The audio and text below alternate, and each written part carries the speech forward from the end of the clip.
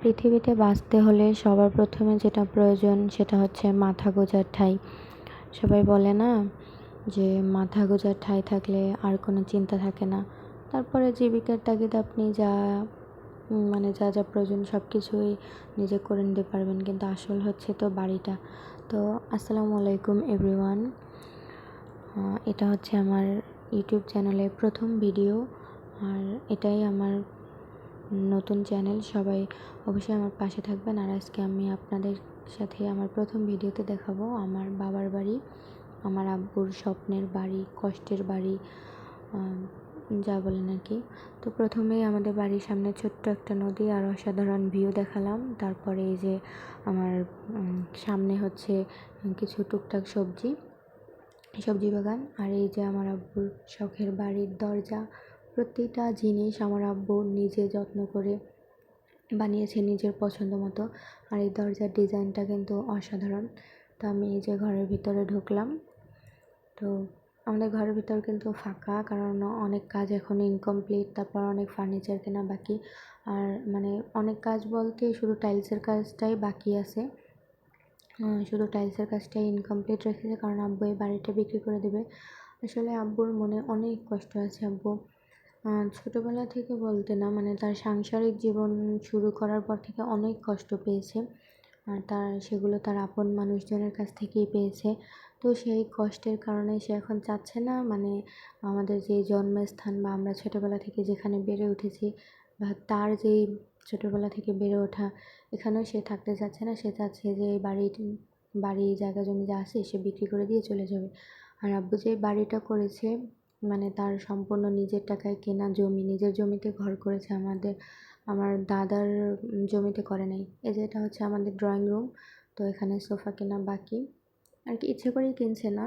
আর এই যে হচ্ছে ডাইনিং রুম, তারপরে এই যে আমাদের অ্যানাদার রুম। প্রথম রুমটা ছিল গেস্ট রুম, আর এটা হচ্ছে আব্বুর রুম। আর প্রতিটা রুমের দরজা কিন্তু সেমই ডিজাইন, আর সব কিছুই যা যা বললাম সব কিছুই হচ্ছে যে আমার আব্বুর নিজের পছন্দ মতো করা। আর এই যে রুমের সাথে অ্যাডজাস্ট বাথরুম, আর টোটাল 4টা বেডরুম, 4টা বেডরুমে 4টা ব্যালকনি। তো যা বলছিলাম আর কি, আসলে আব্বু আর কি জীবনে অনেক কষ্ট পেয়েছে। তো কথা আছে না যে প্রয়োজনের সময় তুমি প্রিয়জন, প্রয়োজন ফুরিয়ে গেলে তুমি কিছুই না। আসলে আব্বুর সাথে সেই ব্যাপারটা ঘটেছে। আমার দাদি মারা যাওয়ার পর আব্বু সবার আসল রূপ চিনতে পেরেছে। আর তারপর এই যে নিজের জমিতে দুঃখ ভরা মন নিয়ে, মনের অনেক কষ্ট নিয়ে নিজেই বাড়ি করেছে। কিন্তু এমন একটা পর্যায়ে যেখানে বাড়িটাও বিক্রি করে দিতে চাইছে মনের কষ্টে, এখানে আর থাকতে চাচ্ছে না। আর এই যে এটা হচ্ছে আমাদের কিচেন রুম। এখানে যে পুরো বাড়িটাতেই শুধু টাইলস বসানো বাকি, আর টুকটাক কিছু ফার্নিচার। আর এই যে এটা হচ্ছে বাহিরের রান্নাঘরের সাথে আলাদা রান্নাঘর বানানো। এখানে আম্মু কাজ করছে, তাই আমি লাইট জ্বালালাম না এবং ভিডিও নিলাম না। আর এই যে আমাদের হচ্ছে অন্য একটা রুম। এই রুমটা হচ্ছে আমার। এখানে হচ্ছে আপাতত আমাদের আর কি জমিতে ধান চাষ করা হতো, তো সেই ধানের চালগুলো আর কি ভাঙিয়ে এনে এখানে রেখে দিছে। এখানে একটা খাট ছিল, অন্য রুমে নিয়ে গেছে আর কি। এই রুম থেকে রান্নাঘর কাছে, তো এখানে কাছাকাছি। রুমটা মূলত আমার, আর আমার অ্যাডজাস্ট বাথরুম ভালো লাগে, তাই আমার রুমে এই বাথরুমটা দিয়েছে। আর ওই যে বলেছিলাম 4টা রুমে 4টা ব্যালকনি দেওয়া।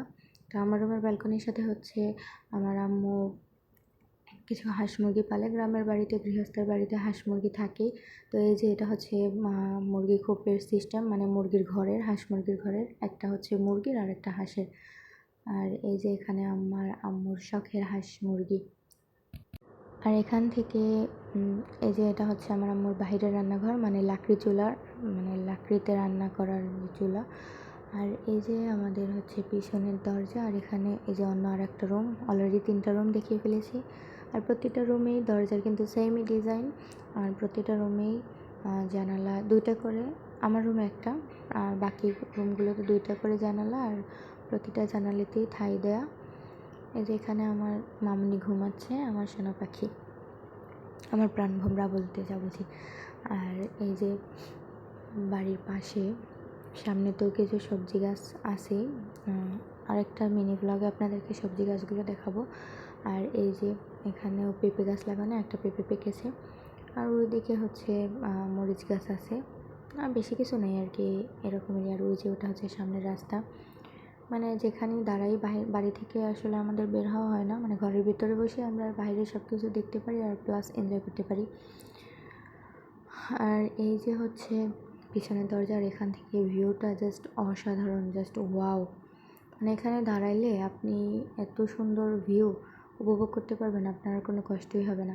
আর এই যে হচ্ছে আমার আম্মুর লাকড়ির ঘর। তো এই ছিল আজকে আমার এই প্রথম ভিডিও ইউটিউব চ্যানেলে, মানে এই চ্যানেলটাও হচ্ছে নতুন আর এই ভিডিওটাও প্রথম। তো অবশ্যই ভালো লাগলে সবাই লাইক এবং সাবস্ক্রাইব করে পাশে থাকবেন। আল্লাহ হাফেজ।